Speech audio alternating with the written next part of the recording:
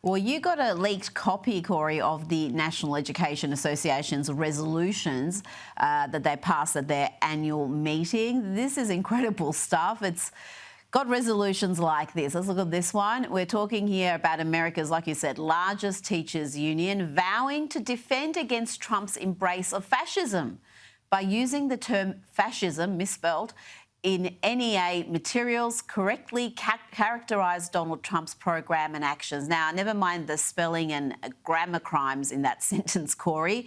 The ideology here is so wacky, so dangerous, and so out of touch with the mainstream. We're talking here about the popularly elected president.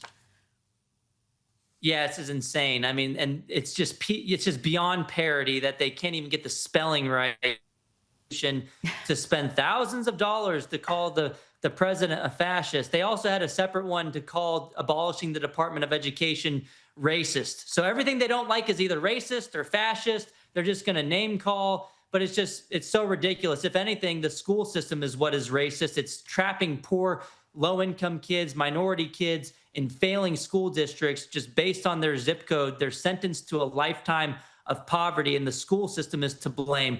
We should give the money to those families so they can go to other schools that give them better academic achievement results and better opportunities. So yeah, the NEA is it has an incestuous relationship with the Democrat Party. That lady that was screaming, Becky Pringle, she actually has a position as an at-large member in the U.S.'s Democratic Party at their Democratic National Convention. They're basically the same organization at this point. They're so partisan, and they just can't help themselves. They just inject politics into the classroom day after day. And this is, again, free advertising to pull your kids out of those schools. Absolutely. It's free advertising for homeschooling as well if you don't have school choice. Corey, let's look at a couple of other resolutions that were passed, including defending birthright citizenship and opposing the attempt to revert to pre-civil rights movement Jim Crow legal concepts of states' rights in order to deny citizenship to the children of immigrants. Again, a passage filled with grammar crimes. And there was also this with the union vowing to support students who are dissenting and organising against Trump's policies with regard in particular to ICE, to immigration and customs enforcement activities. They are creating not just activists, but agitators here. It's insane. What is that? None of these resolutions have anything to do with education of doing the basics, getting math, reading, and writing correct. It's ideological conformity that they're enforcing, and they are brainwashing kids. They have about 50 million kids in the government school system in America. They have a lot of power over these children. These are young, impressionable minds, and it should really upset the parents. I mean, they tried to position this resolution on immigration policy as being about pro-freedom for students expressing themselves. But as you can see in their resolution, they say they're all for the students expressing themselves when it's about when they're against Trump's policies. It doesn't say, well, we support the students and their First Amendment right to support or oppose Trump's policies. No, they put their thumb on the scale in one direction, and that's against their political opponents.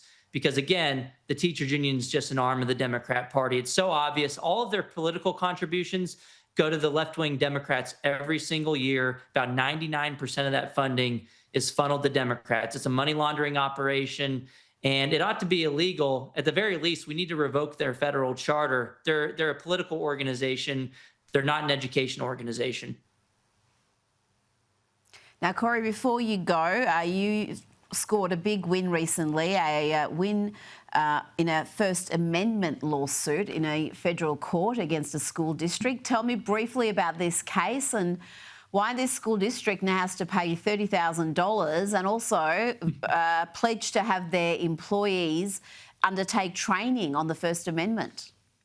I mean, play stupid games, win stupid prizes. Imagine you have a school district that doesn't understand the First Amendment, and they're having to do mandatory trainings to now tell all of their employees how to respect the First Amendment rights of their constituents and the parents and the students. Basically, what happened was they were illegally using taxpayer resources to lobby against school choice last year. And so I called them out on it, and they blocked me on their Facebook page. They also started to restrict comments because other people were calling them out for this activity as well. And that's a First Amendment violation. They're a government entity. They cannot restrict the free speech rights of their constituents or school choice advocates. The judge ordered them to pay my $30,000 in attorney's fees and legal fees. And they also have to do this mandatory training. They also had to admit that they were wrong and promise basically to never do it again. And this is enforceable by a federal judge. So it's a big win for free speech. Fantastic. That's what conservatives have to do. You have to fight these battles and win them. And Corey DeAngelis, you are very good at it. Thank you so much for your time tonight.